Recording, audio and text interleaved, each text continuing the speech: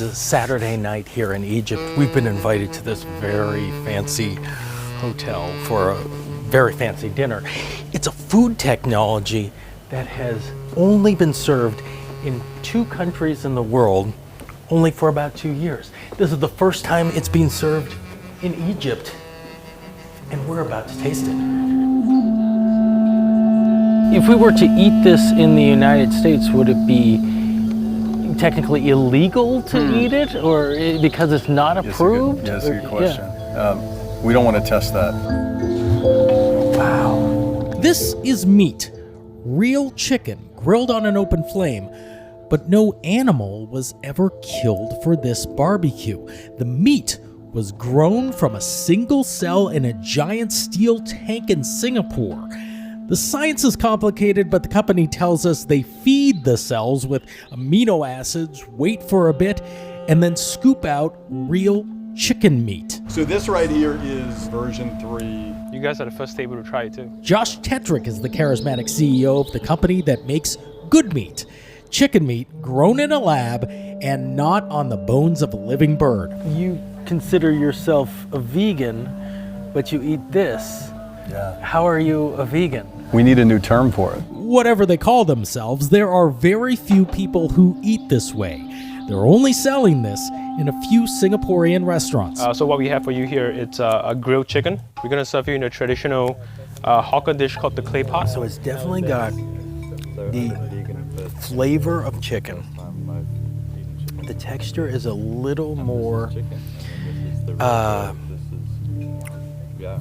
homogeneous. It's not that the layers of muscle that you would get, so you bite through that and your teeth are pulling it apart. You don't get that. And it tastes more like chicken than plant-based or anything. This is meat-based. So I'm eating meat from an animal that kind of never existed in the first place. There are 2 things necessary to keep us from 1.5 degrees. Transition very quickly away from fossil fuels, and we got to move away from farming animals. You would know, how much Yeah. does agriculture actually contribute to the amount of carbon that we're putting into the atmosphere? My recollection is about 10 to 12% of the total carbon emissions in the world. How do you transform these systems so that they produce less carbon dioxide, they use less fuel, they produce less methane? And there's a lot of really great thinking and creativity in that space right now. There's other companies. Over 95 companies in the space. We're the only company that sells to consumers. That competition and building larger factories could bring the cost way down. But meat is emotional. Okay. And you gotta get the taste just right. When you add the rest of it to the chicken, I think your brain is tricked.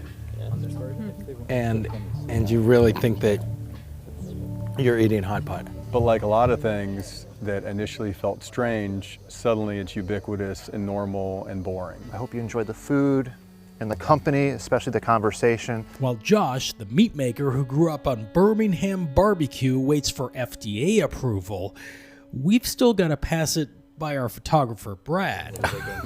It's a little like Thanksgiving. Yeah, maybe it's a little more turkey than chicken. Cutting emissions without cutting an animal. In Sharm el-Sheikh, Dave Malkoff, The Weather Channel. COP27, our planet, our future.